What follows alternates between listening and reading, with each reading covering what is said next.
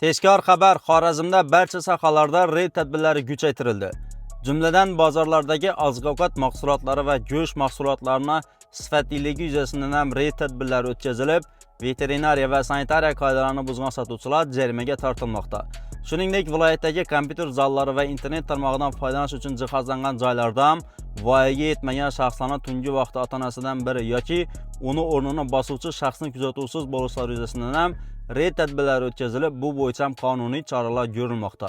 Shu bilan birga mast holda avtomobil boshqarish, davlat raqamsiz harakatlanish, hujjatsiz avtomobil boshqarish va boshqa yo'l harakati qoidalarini buzib harakatlanuvchi haydovchilar va moped va skuter boshqaruvchilari uchun ham kuchaytirilgan reyd tadbirlari o'tkazilib, bu bo'yicha ham qonuniy choralar ko'rilib turibdi.